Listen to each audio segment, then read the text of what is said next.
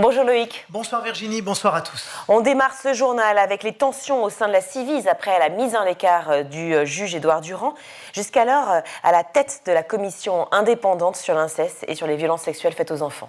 On se lève et on se casse, c'est ce qu'a tweeté le militant Arnaud Gallet sur le réseau social X. Il fait partie des 11 membres de la Ciivise démissionnaires suite à la nomination de l'ex-rugbyman Sébastien Boel à la présidence de la commission, en lieu et place donc du juge Édouard Durand qui portait jusqu'ici le combat.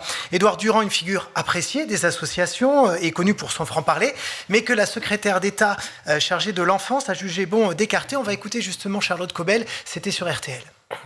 Comme toute institution, au bout de 3 ans, moi j'ai entendu tous les membres de la Ciivise, il y a besoin de renouveler un peu les équipes. Certains ne voulaient plus travailler, d'autres ne voulaient plus nécessairement d'ailleurs, y compris la vice-présidente, travailler dans ce binôme. Moi aujourd'hui j'installe un nouveau binôme, Sébastien Boel et Caroline Ressalmon, qui est médecin à l'Institut médico-légal de l'Hôtel-Dieu, donc une combinaison différente, afin d'apporter aussi d'autres combats. Le combat du juge Durand, c'était surtout l'inceste, il faut bien sûr continuer ce combat. On a déjà lancé beaucoup de choses, j'ai fait quand même une campagne avec le mot inceste pour la première fois. Le gouvernement a prononcé ce mot-là, mais il faut partir sur d'autres sujets et je pense qu'on aura la continuité avec Sébastien qui était membre de la Ciivise et en même temps une approche un tout petit peu différente. Une approche un tout petit peu différente qui ne plaît donc pas. Angélique Mouly, qui est ex-membre de la Ciivise et présidente de la vie sociale de la maison d'accueil Jean Bru, était l'invitée de Marion Lourd dans la matinale de France Inter ce matin. Alors, le nouveau président et sa vice-présidente portent des sujets et des opinions qui étaient à l'encontre, aux antipodes de ce que les autres membres de la Ciivise avaient porté. Et on s'inquiète premièrement sur le souhait d'apporter un réel suivi à la mise en place des préconisations.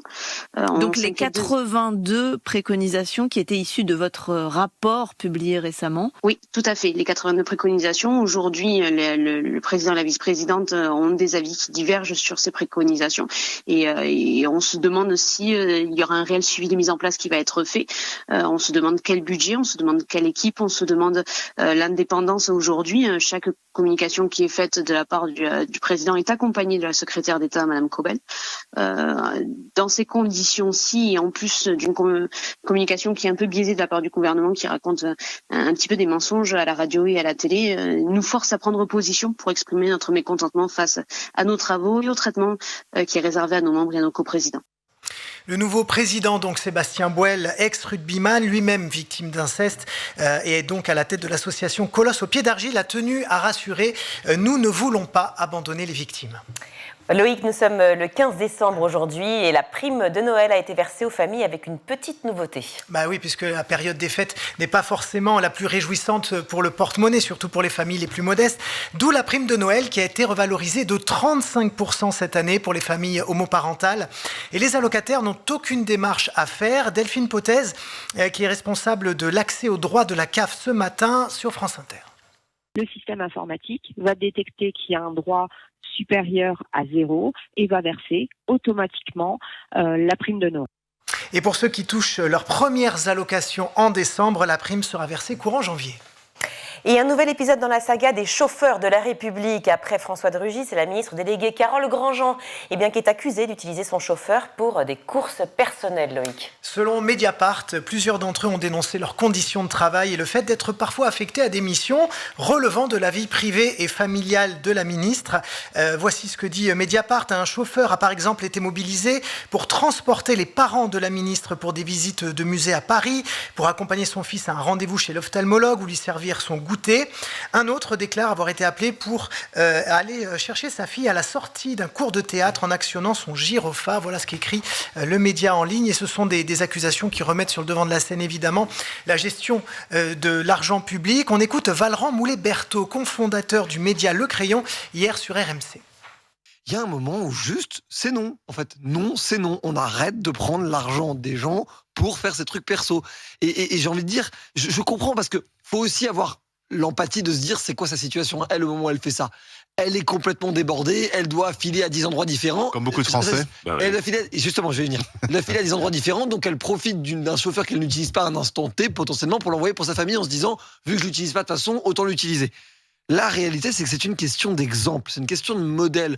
Les ministres ne sont pas des super exécutants, ce ne sont pas des snipers ou des mercenaires. Ce sont des gens qui sont au service du pays, qui montrent l'exemple, ils incarnent. Ils incarnent. Et comme ils incarnent, ils doivent, y compris d'un point de vue de l'image, être impeccables.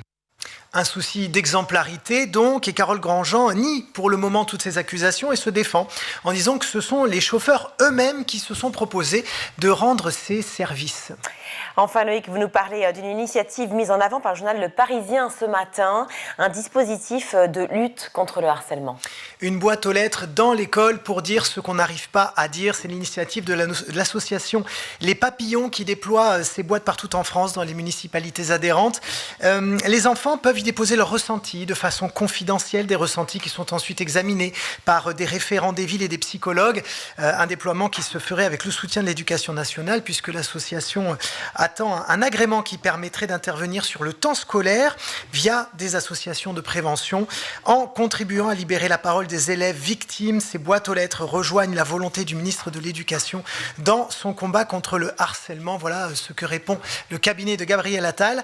Fondé il y a 5 ans, l'association Les Papillons traite 30 000 messages chaque année grâce à ces 250 boîtes aux lettres. Merci Loïc.